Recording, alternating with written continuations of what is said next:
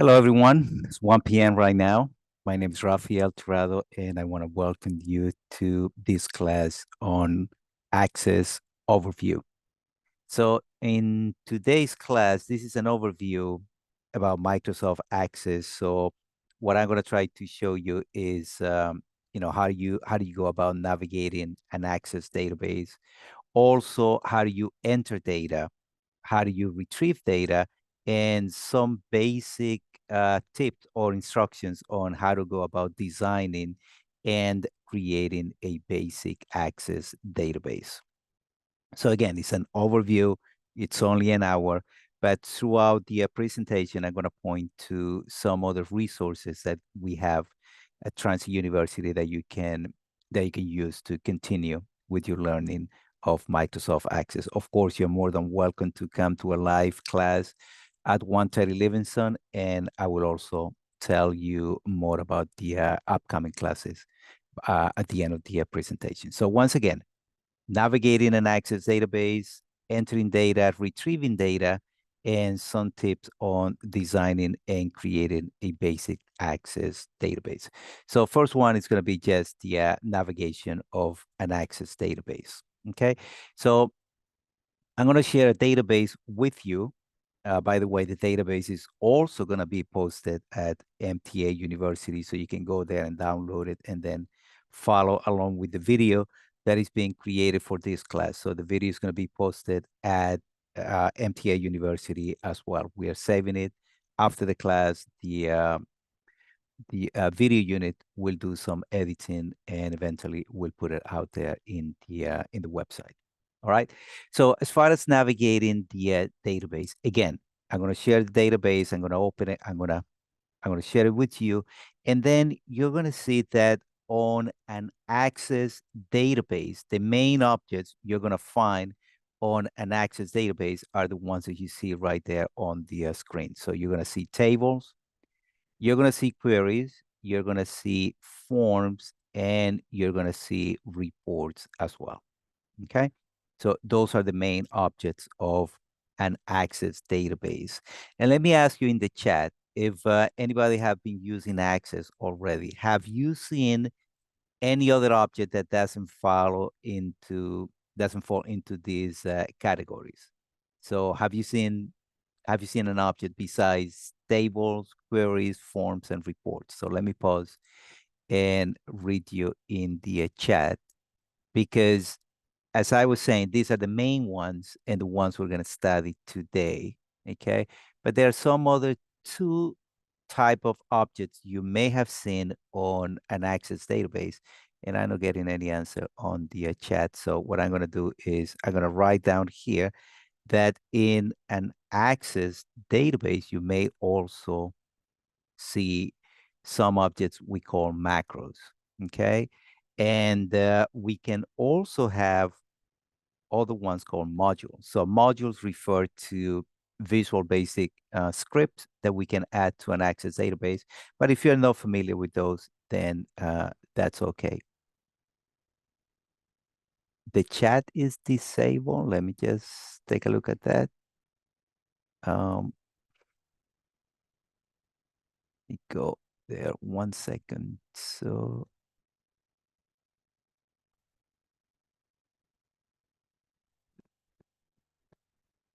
oh, sorry. Yes, I just enable it now. You can, I'm gonna open it for everyone, so you can chat with everyone in the chat. So give it a try again. Beautiful. All right. Sorry about that. Let me go back here on the presentation.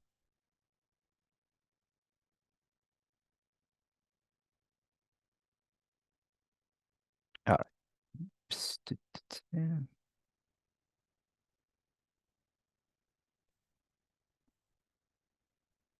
Let me just make sure I hide something here. All right. So we're good now. All right. Thank you. Thank you, Shahira.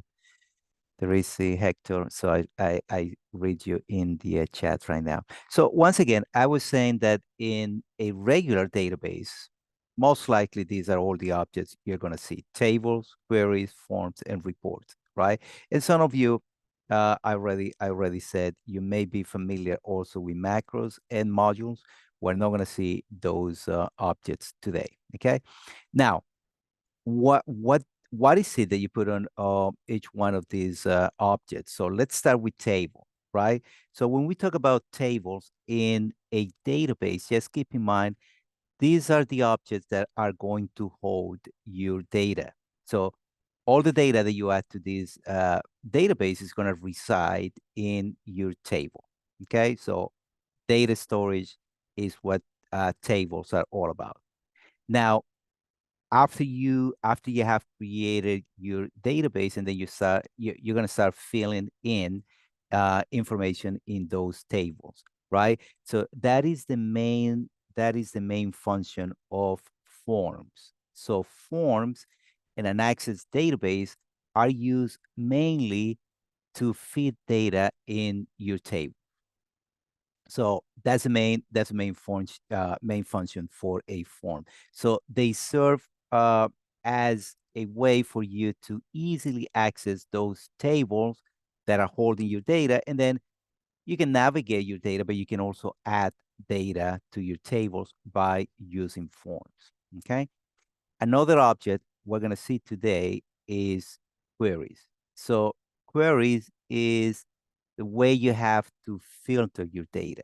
Okay, so in the data that I'm going to show you today, this is about sales, right? So this is a make believe company that I own where I sell computer parts, right? So I've been filling in all the orders, the products, my customers, and so on. So now when I need to retrieve data from my database, I may be using one of these so-called query objects over here, right? So I can go and ask, how many, how much did I make in the year 2023, the year 2022, and so on. So all this data filtering will happen with these objects we call queries. And finally, I also mentioned that we have reports, and reports is just a way to present your data in a more, let's say, elegant way, right? So you have these nice reports where you have a title, you have headers, you have footers. And another thing that we like to do with reports is we use reports to summarize your data. Okay, so you're going to be able to see all these objects in a minute. So it's gonna make more sense to you as we start using and uh, playing with this or navigating this database that I create for today. All right. So once again, tables, queries, forms, and reports. That's what you're going to see on my database. And that's going to be the first topic. So we'll do some navigation, and then we'll go a little bit in detail about, how is it that you retrieve data. Okay.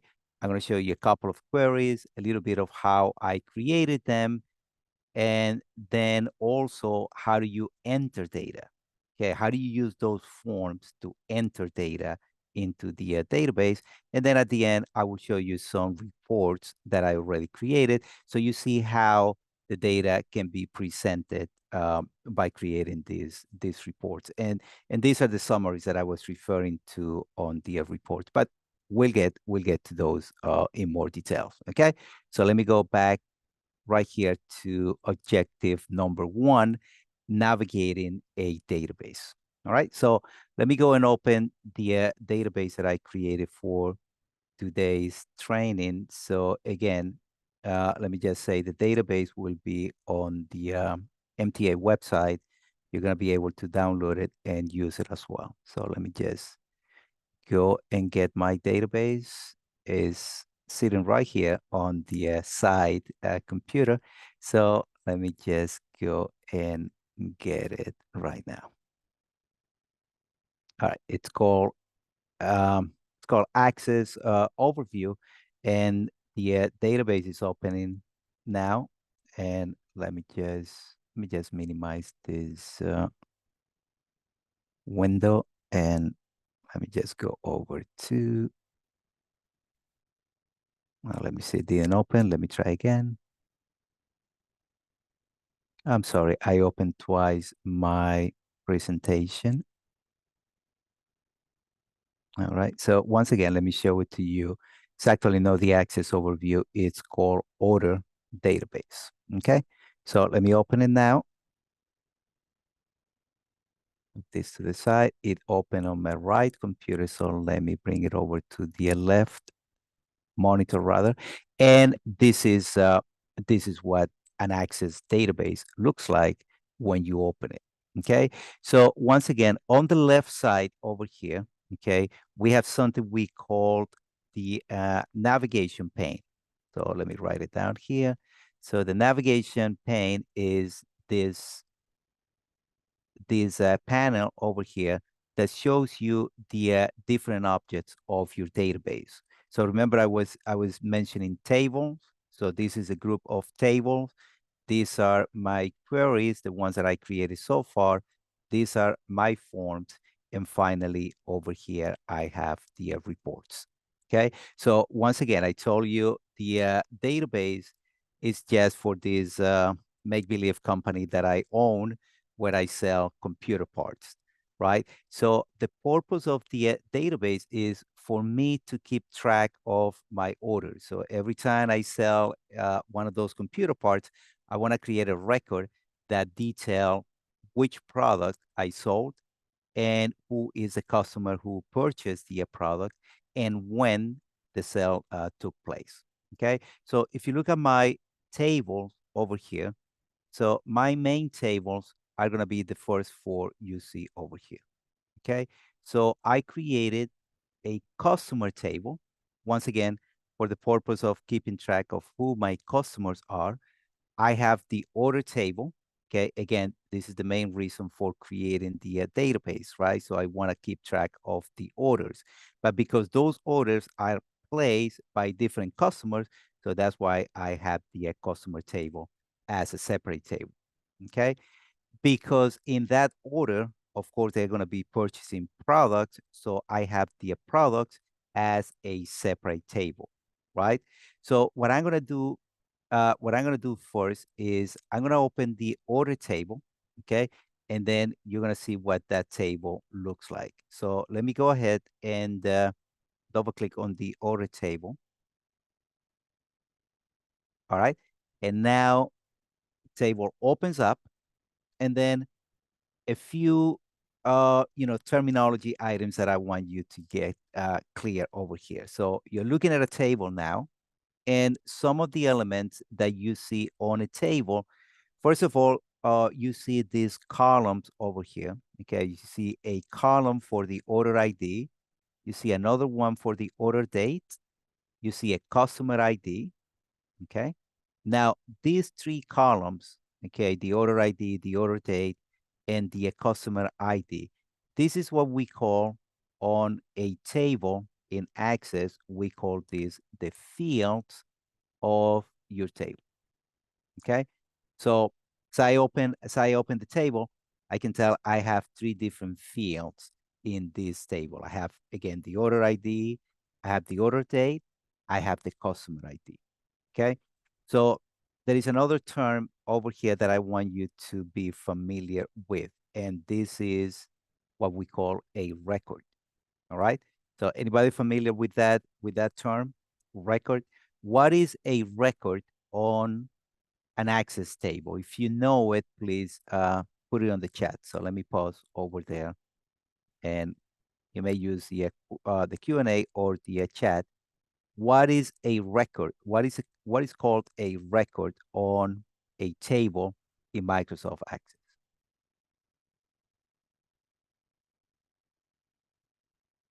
All right, and I got an answer in the chat. Jordan is saying a record is a line of information.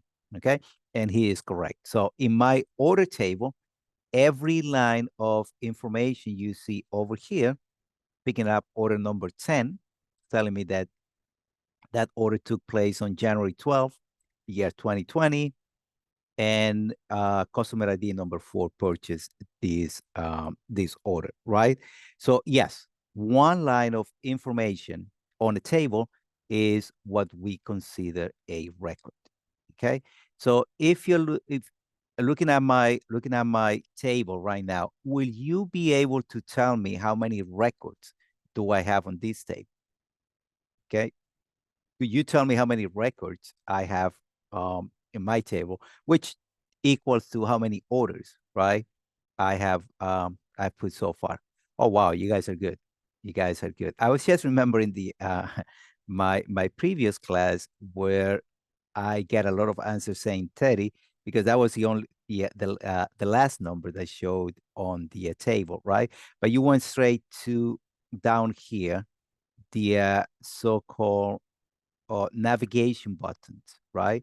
So the navigation buttons right here at the very end of your table is where you always want to go to in order to find the number of records on the table that is open. So very good to all of you who said 1006. Okay, so I have made 1006 sales, or I have taken 1006 orders already, and they are detailed in each one of these entries over here. Okay, so far so good. We have 1006 records, and we have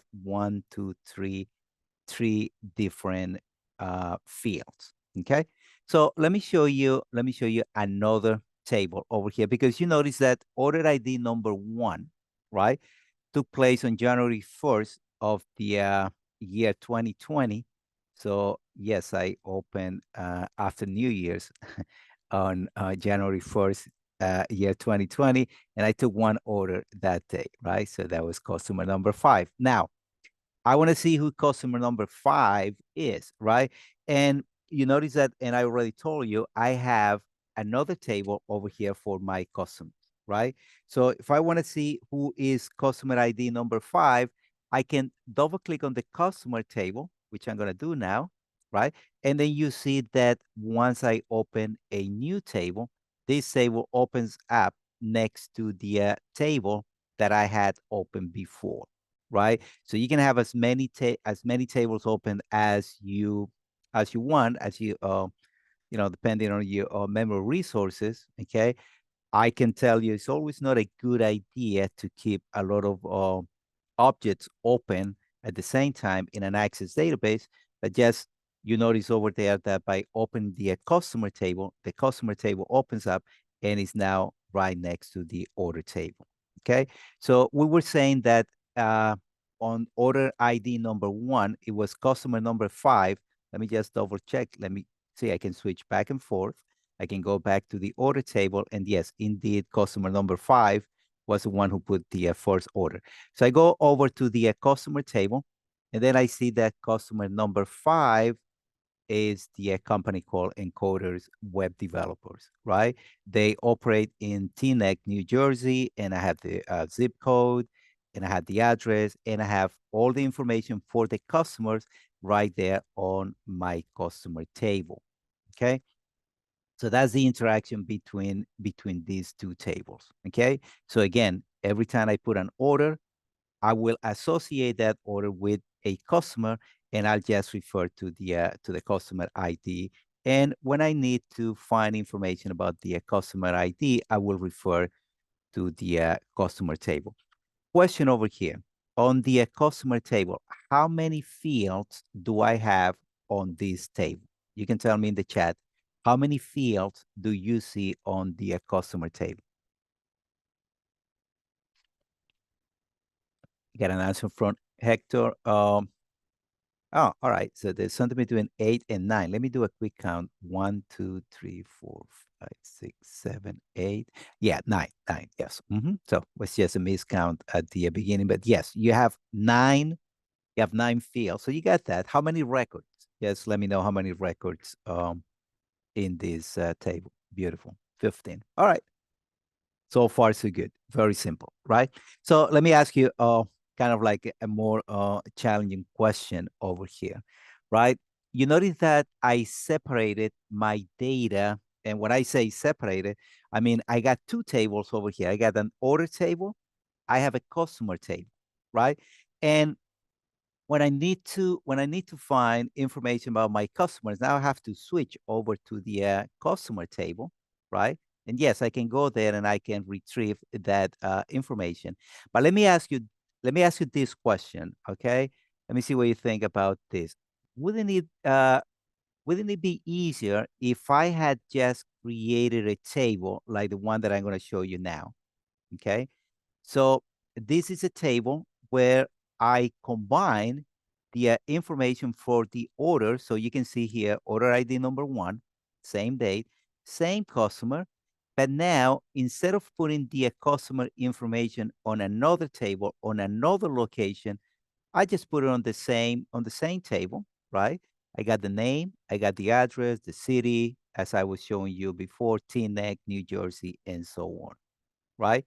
So wouldn't it be easier to just deal with one table that combines the data from the orders and from the customer? Yes or no? And if you think yes, good.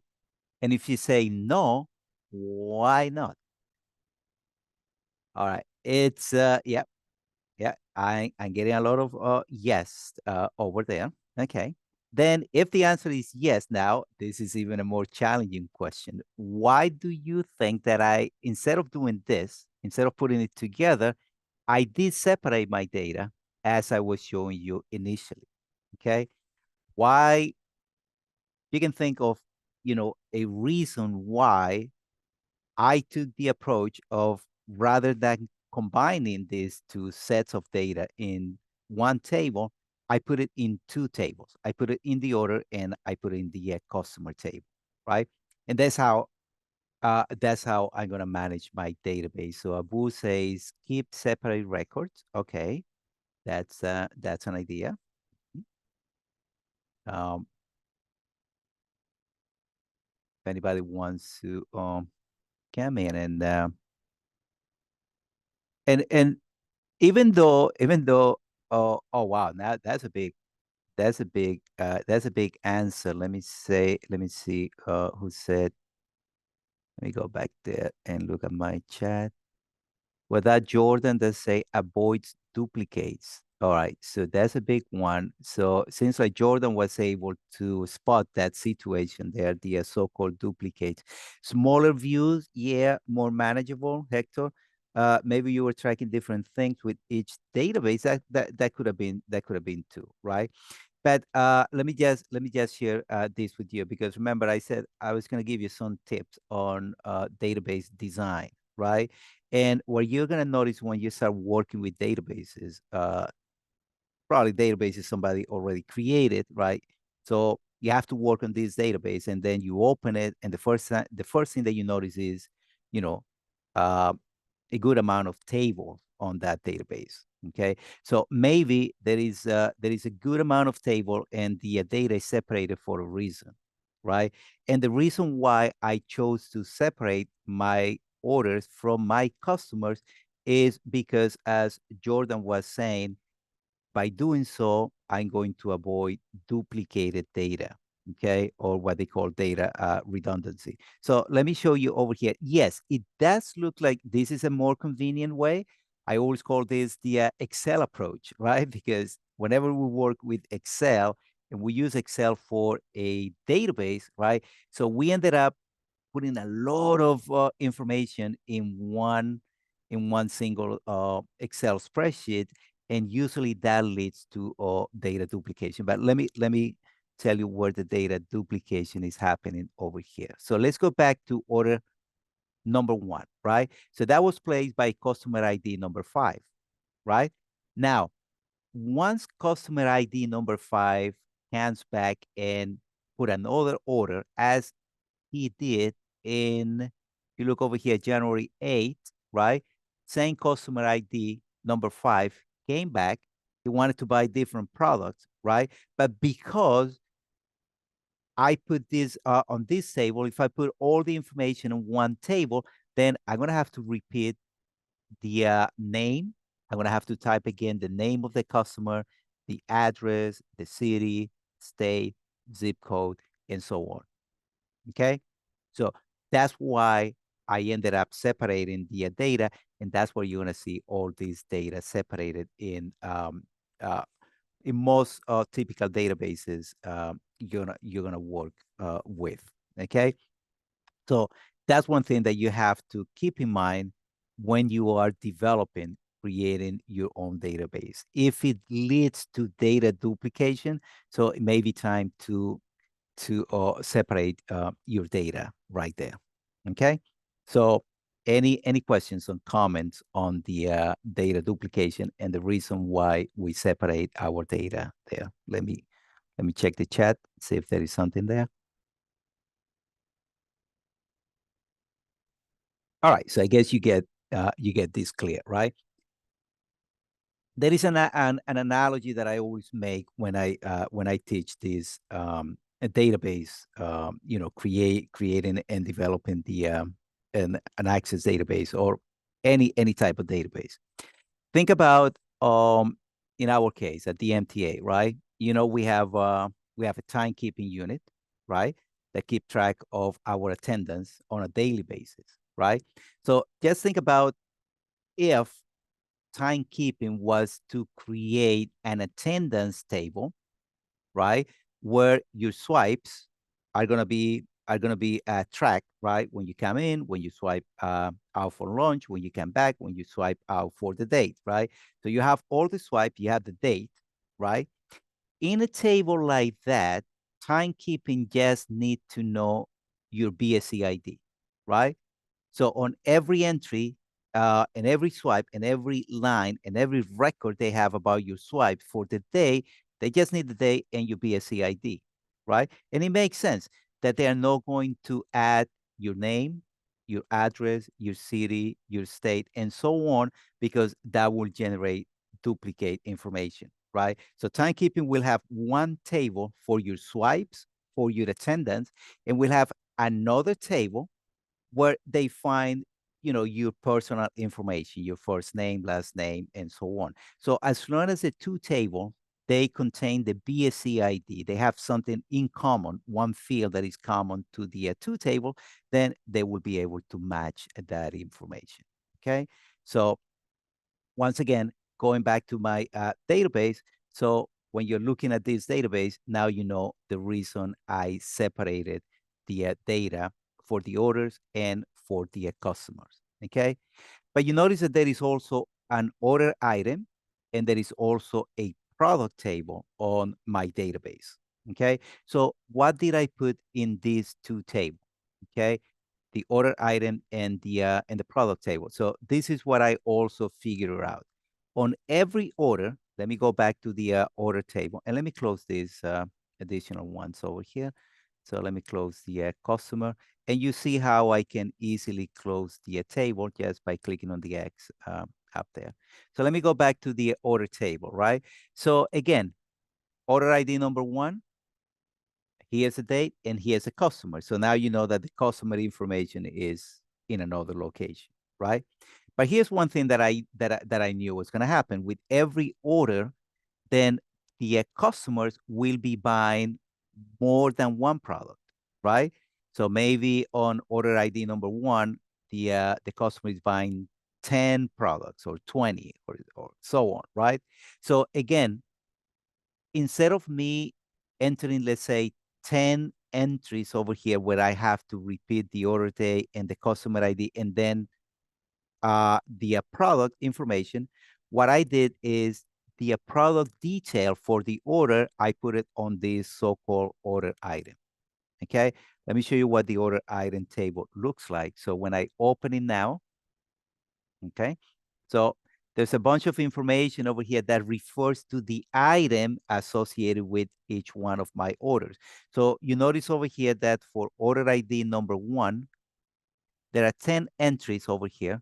And and I know that quick because I've been using this database for a while now, but this is 3, 6, 9, and 10, right? So these 10 entries over here represent the 10 products that customer ID number 5 purchase with order ID number one. Okay. So once again, why did I separate the detail for the items and I put in another table? Because if I don't do it, then there will be 10 entries over here where I will have to retype the date that the order took place and the customer ID, right? So if I put together, if I don't separate the information for the items, I leave it with the order ID, then I will have to make 10 entries, right? Because I need 10 entries to detail the different products, right? But on each one of those 3 entries, I will have to type, the date for each one of those lines. So remember that was January 1st, year 2020, and then customer ID number 5, and then I will have to retype it 2020, and then customer ID number 5. I will have to enter it 10 times for each one of the 10 products that the customer purchased. Okay, does it make sense? Is that clear to you? So just tell me in the chat, tens. So by me using another table, I'm just saving this, right? I'm saving me for typing 10 times the date and the customer ID. Okay, it may look like little, right? You say, "Oh, it's only 2 fields that you could have typed." Yeah, but over the life of the database so far, I have over here already 6,666 entries on this table. So multiply that by 2, and that's the amount of duplicated data that otherwise I would have on this table. All right. And the last thing that I also want to say here is, as I'm recording the information about the product, right? You notice that again, I'm not using the name of the product, the price, how many units I have in stock. I don't have all that information about the product on the ordered item. I just need the product ID, right? And probably you see it by now, that by just adding the product ID, then I can go over to the product ID and retrieve information about product, right? But by using the product ID also, it's saving me from having to retype 10 times, let's say, the name of the product, the price, how many I have in stock, what is all the information that otherwise I would just keep in the product table. All right. So that data separation is saving you from data duplication and what we call redundancy. Okay. So that's it for my database. Now I have the product table. Let me show you over here. So on order ID number 1, when I see that, we the customer purchased all these products, number 3, number 5, number 10, 14, and so on, I can go over to the product table and match the name for those products. So this is number 3, this is number 10, and so on, right? Now, don't think that, in order for you to get detailed information about your orders, about the order details, you're going to have to always be jumping back and forth from one table to another. No. At the end of the day, all the data that you've been collecting in these tables, remember I said there is one object that lets you present all this data, right? And I refer to those objects as your reports, right? I'm going to show you a report that's already created with this database. And it's this one over here I call orders by date, right? So once again, just stay with me over here. Order ID number 1 have 10 items, right? And those 10 items are detailed over here, the ID of the item, right? So I don't want you to go back and forth to products and tell me, the name of each one of these items, right? But if you look at this report that I created with the data on this database, now you're going to see over here a much more clear information about that particular order we've been talking about, right? So order ID number 1, right? You remember it took place on January 1st, year 2020. And we have already seen the customer, but now you see all this information integrated into one object, right? So look at the detail of the order. So now I can see I no longer need the product ID. I can see the product name, right? And these are the name of the products. And this is the quantity, how many items they purchase by product. And then I have a summary over here that gives me how many items, and even more important, how much money I made with that order. Okay, so that's what we need reports in Access for, to present your data, right? So once again, data on an Access database, first go to your table. You have to have a little bit, you have to be a little bit careful on the creation of these tables, right? Why do you need so many? And also, if you have different tables, then how do they relate to each other? Okay. Um, Again, if you come to one of our basic classes over here at 130 Livingston, we can, we go into detail. We got three different levels of classes. We got the basic, intermediate, and advanced. Once you go through the three classes, then you're going to get more detailed information into each one of these objects, right? Tables, queries, forms, and report. Let me show you something over here on this menu called database tool. There is one over here called relationships, right? So when I go over to relationships, I already took the time to tell Access how these tables relate to each other. And then you notice over here that between the order and the customer, remember I was saying these two tables are related because the two of them contain a common element, a common field, in this case being the customer ID, okay? And the same relation exists between the order and the order item, and the same relation between the order item and the product, right? So there is a product ID on the order item.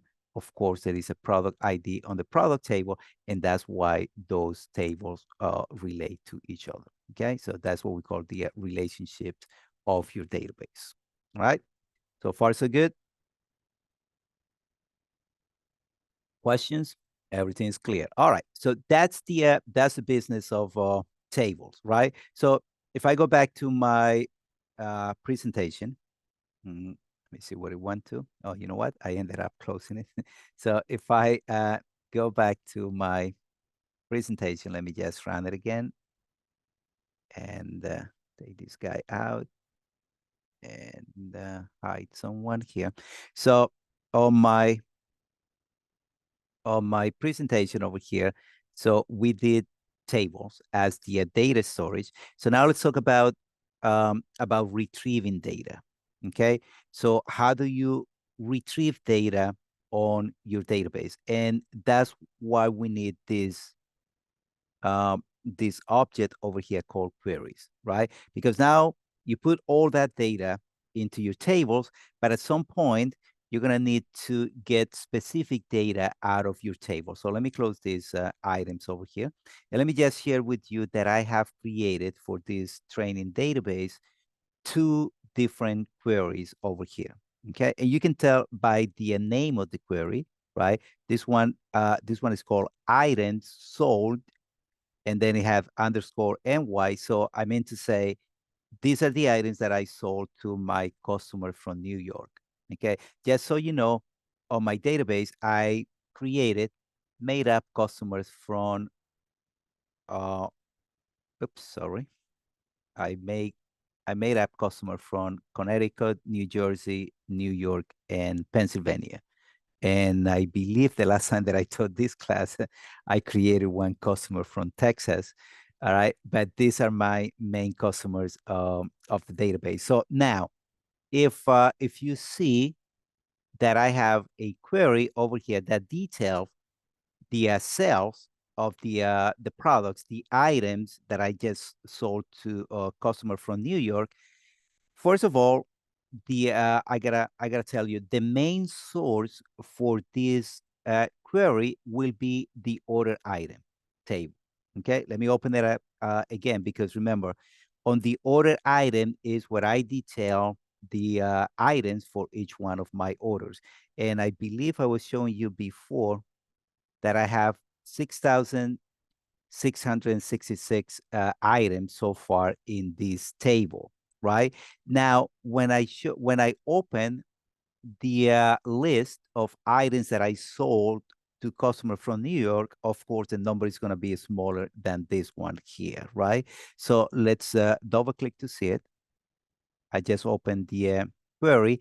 And the look of a query is similar to the look of a table, right? So you see fields, you see records, and then also you need to go all the way to the bottom in order to see how many records, right? So you see right there, 2,695 records is the amount of items that I sold to customers from New York, okay? What you may find interesting over here is I was telling you that the data source, the main data source is the order item table, right? Because that's what I detail the sale of the items, right? However, in this table, you don't see a customer name. You don't see the allocation of the customers. You don't see some of the items that I'm presenting to you on the query that I just opened. See, I I show you the name of the object, the quantity and the price, and also the fact that this was an item that was purchased by a customer from the state of New York, right? So how am I going? How am I able to put all this information together? I'm going to show you over here. And what happens when you create a query, right? And then you need to modify it. What you do is you point to the query name, you do a right click, and there is one view over here called the design view. So if I go into design, you're going to see a little bit more of how this query was created. Again, by the way, there's some information on Transit University about queries. There's one workshop, and I'll take you there in a few minutes, um, where you can see a video of another class where we just deal with queries. So there's one for queries, there's one for tables, one for forms, and one for reports. Okay. So anyway, this is a look of a query. And what's interesting over here is that when you create a query, even though you are getting most of the data from the order item, you can also pick data from the related table, right? So you notice that over here, I grab the name of the product and I put it right here on the query. I also, from the order item, I also put the quantity and the price they paid, right? And I did a little calculation over here for you to see how much money I make with each one of those items. Now, what filters my query over here is the fact that under the state information that I took right here from the customer table, right? So you notice that over here, I added the criteria that reads NY, okay? If I change that NY and now I do, let's say, NJ, okay? It's not case sensitive, but let me just keep the uppercase. And if I run my query now, so now I get a different number over here, okay? So I went from 2,695 to 1,945, okay? Now I'm just showing customer from New Jersey, right? So that's the idea with a query.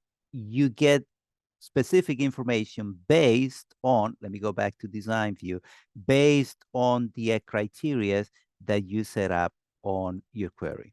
And if you want to make this even more interesting, there is a way over here where I, instead of putting a fixed value for the state, I put something right here inside square brackets, something that goes like this. Enter a state to search by or to look by. And by doing this, what I created is what we call a parameter query right now. So when you run this query, right, instead of Access going and retrieving data from, NY, NJ, PA, etc., then Access is going to give you this parameter over here for the user. And now the user is going to be able to type whichever state they are looking for. So in this case, if I do PA and I click OK, so now I get customers from PA, and you see how the number changes right there at the bottom. Okay. And every time that I switch back and forth, I go to design view and then I come back and run it. Then now let's say there's a customer from Texas. I just type it, the initial, and then I retrieve the two items that I sold to that customer. Okay. So, but once again, the idea today, just to let you know, table is the object that you use to store data, and queries is one way you have to filter the data that you have on your table. Okay, and not only to filter it, but at the same time combine data from different tables from different locations. Okay, so I'm going to close this query without saving the changes, and I'm going to show you another one over here. This one, it's also uses the basic parameter parameter query that I use in the previous query, right? So if I type over here that I just want to see the sales for the year 2020, and I click OK, that's all I'm going to see, right? And every time I run this query, then I get different results based on the value that I use when I run it. So let me close this one here. And there you have two different ways to, two different queries that retrieve data from your database. All right. Now let's move on to forms. Okay, and forms is what do we say that we use forms for? Okay, so we say the forms are mainly for entering data into your tables, right? And forms are going to be very important, especially when you have those, you have a series of different tables that you need to fill in at any given time. So forms is another way to connect to different tables and let you easily enter data into those tables. Okay, so data entry is one of the uses of forms. Here's another use. Let me just go here where it says FRM main menu. I'm going to open up this form, and this is what I like to do with my databases. So forms for me are used not only for data entry, but sometimes it also provides me with these menus, these navigation menus over here that I create. So users of my database, they don't even have to deal with this, right? If they are not familiar with Access, I won't even show this navigation pane over here. I will minimize it or just take it out altogether, and I will present them with options so they can navigate the database that I created for you. So remember, the main purpose of this database is to enter new orders, right? So if somebody's using my database and they want to enter a new order because a customer wants to buy some products, so they go right here where it says enter new order, and watch what happens when I click there. When I click on enter new order, then the main menu closes and another form opens up, and now the person using database can go on and enter a new order, right? Right here, I present the date, customer ID, and just so you know, all this information over here, okay, it's coming from the orders table, okay? And when the employee enters the products over here that the customer is buying, then now we'll be hitting the order items table. Okay, and once the employee needs to select the customer ID from here, then now we're going over to the customer table. Okay. And last but not least, when they start selecting the products that the customer wants to buy, then now we're hitting the product table. Okay. So you see right there, the four tables that I created for this database, they come together into this one single view they call a form. Okay. And now let me just complete a data entry over here. So let's say today, let me go over to the order date, right? And you notice that once I click on the order date, a calendar pops right next to it. I can use the calendar to indicate that today, September 8th, right? A customer ID. So now I don't have to know my customers by ID. When I click on the drop down here, right, I get all my customers by name, right? So let's say that the customer, the East Coast application, whomever that customer is, he is buying a few products. Notice that I also added another option over here for my employees to enter a new customer in case they're dealing with a new customer, right? That is not on my customers table yet. They could click on the enter new customer, right? And this window will pop on the side. They can fill in the information for a new customer. And once they do so and close this form, now they can click on the drop down and the new customer information will be added to this list. Okay. So that's how, functional this database is now. And once again, they don't have to deal with the navigation pane over here whatsoever because I just created all the necessary options for them to use my database. All right. So let's continue over here. Let's say this customer wants to buy, he wants to buy one of these SSD hard drive that retail for $109.99. So I will put the price over here, $109.99. Let's say he wants to buy 5 quantities. So put 5 quantities over here, and then I will keep adding to the product list for this particular order that was just created now as order 10,000, I'm sorry, 1,007.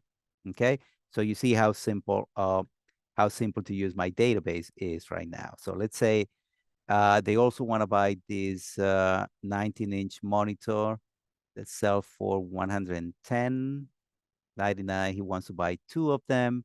I put the quantity over here and I keep adding items to that order, right? Now, before you ask me, could I get the price transfer over from this list, right? So let's say now they want to buy also the 27-inch monitor that sells for $199.99. So could I have the database put the 149.99 over here? And the answer is yes. I just want to have some flexibility over here in case that I wanted to decrease the price, right? Or somehow I don't like that customer too much, so I'd rather going to increase the price. And I want to have the option to put the information in there. All right. So I'm going to stop it right there. I'm going to make a short sell just with 3 items. What I want you to keep in mind now is that we're selling this order ID, which is 1007 we just created, and there are 3 items associated with this order. Okay. Now, where do these items go to? Of course, they go over to the table, which is where the information gets stored. Remember I said that? So when I close the form over here, they bring me back to the main menu, right? Now, if I want to make sure that that information is as it is where it should be on the table, then I will pop this navigation pane open over here. But this will be just for an advanced user that knows or just want to make sure, right, that the data is going where it's supposed to be. So if I go to the order table, okay, and I scroll all the way down over here, now you're going to see that the order ID that I was referring to as 1007 is what is supposed to be on the order table, right? And it shows that it was sold today, and it's saying that it went to customer ID number 11. Okay, so it's number 11 the East Coast. We can open the customers over here and say that yes, 11 is the East Coast application, right? So far so good. Now, if I go to the order items, or the order item all the way right here at the bottom, you're going to notice that there are 3 new entries. Okay, they all point to the order ID 1007. Okay, and notice that I didn't even have to type these entries 3 times when I was doing the data entry with the form. So that's how much this form facilitate the data entry in your databases. Right now, 3 items over here, 15, 18, I'm sorry, 15, 8, and 10, right? So those are the products that you saw. But in reality, you don't need to go, looking for that data in those tables. And as a matter of fact, with the option that I put over here, it should be even okay for the users to verify that the data went where it needed to go to. Because notice that I have some options over here to open the reports that I already created on the database. So if the user was to click on orders by date and then do a preview, right? It's gonna see this report over here that details all the cells. Of course, he wants to go all the way to the end of this list because he wants to see the most recently orders. So he can use this double arrow over here to navigate all the way to the end. This is an extensive report. But once he gets there, he's going to see right here that he just completed today an order for the East Coast, and the 3 items, that he processed with the form, they reflect right here on the report. Okay. And you see how the report is more detailed because it gives the name of the product, the name of the customer, the date it happened. You still have the order ID, and also a summary over here of how many items together were processed in that order, right? So 5 hard drive plus 2 monitors plus 5 other monitors for a total of 12. How much money did I make? $1,500 and $21, okay, with those items. And how much money I have made altogether since I started selling my products?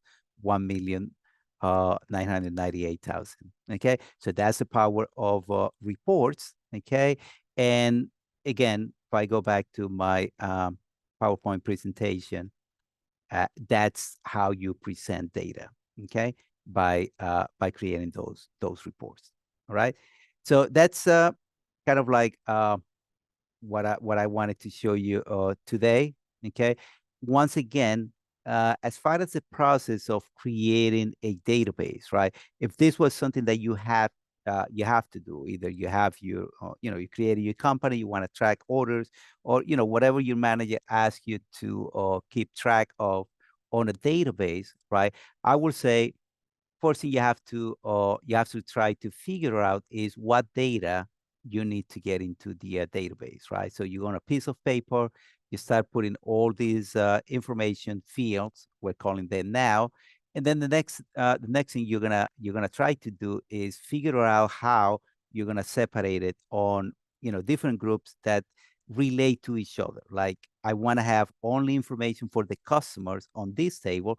Of course, I'm not going to mix information from the product on the customer table, right? So I have a separate table for the customer, one for the product, one for the order, and then in this particular table, you may figure this out from the beginning, saying, hey, when an order is processed, most likely they're going to order more than one item.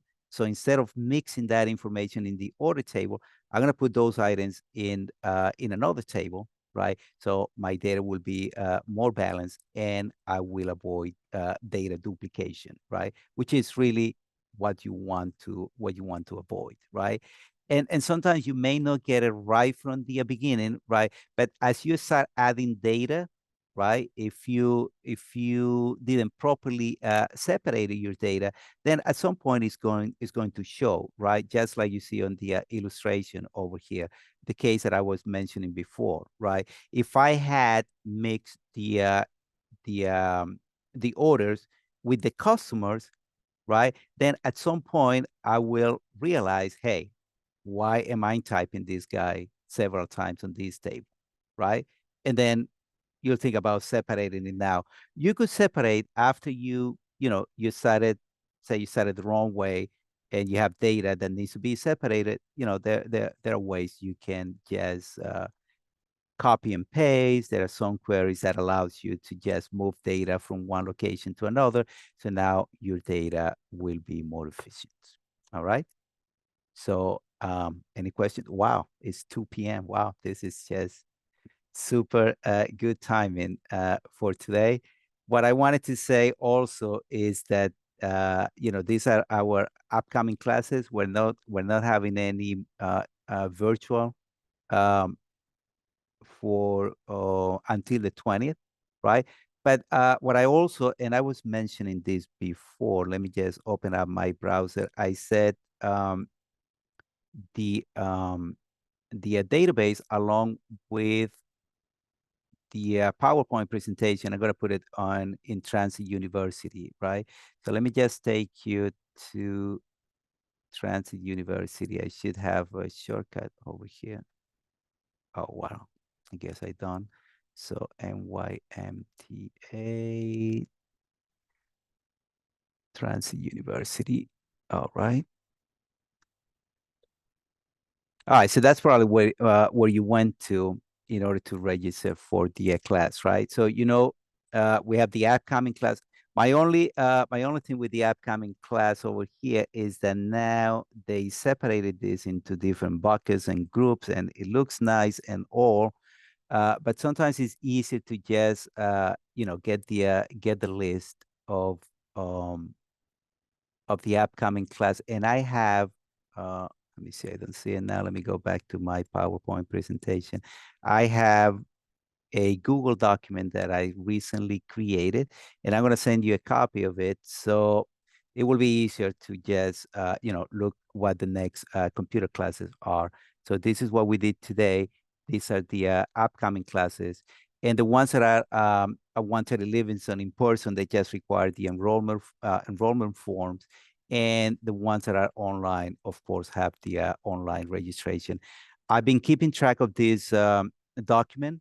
Okay, so as soon as we're ready with the full quota, I'm going to populate it, and then you'll have, much, I would say, much easier way to access that data. Likewise, with the previous classes, right? Now, when you go to Transit University, you have to do a lot of searching for the previous classes. So what I'm gonna do too is I'm gonna send you a link to this page, which is, I believe is easier to look at. And oops, I'm gonna put the proper PX. All right, so I gotta put the proper URL, but this is how we had it before. If you remember, we had the training library, sorted by dates. So I'm gonna send you a copy of this, and probably by early next week, there will be another entry over here that is going to have the video for today's class. Okay. And I was saying that we do have, or I do have another class I took before where I deal just with working with tables. Okay, so you may want to take a look at that video. The guides and the data are there. Okay, so if you want to learn more details about tables, and then if you do a search on queries, I have another one for queries. I have one for reports, and I have one for forms.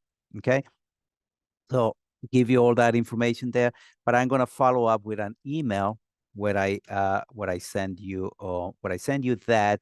There's also another class that I taught with the same topic with a different database. So, if you want to review today's class, you may want to see that video. Where I basically talk about the same topics, but I use a different database. So maybe that give you a better idea on the process of designing and developing a new database. So that's additional references. Any question you have for computer help, customized classes, you can email my boss, Ariel Center, and the email is right there. And last but not least, if you want to help us with the feedback survey, if you use your cell phone and point to the QR code, or let me just open this link over here and I'll put it in the chat, and we'll appreciate it if you help us with your feedback. So let me copy this. I'll put it in the chat. Don't worry about when you open it, there may be some safety or security. Oh no, it seems like it goes straight without any questioning. So if you can please take a few seconds to answer this survey, either from the chat or from the PowerPoint presentation with your cell phone. That's going to be it for today. Thank you so much for attending, and I hope to see you in another class.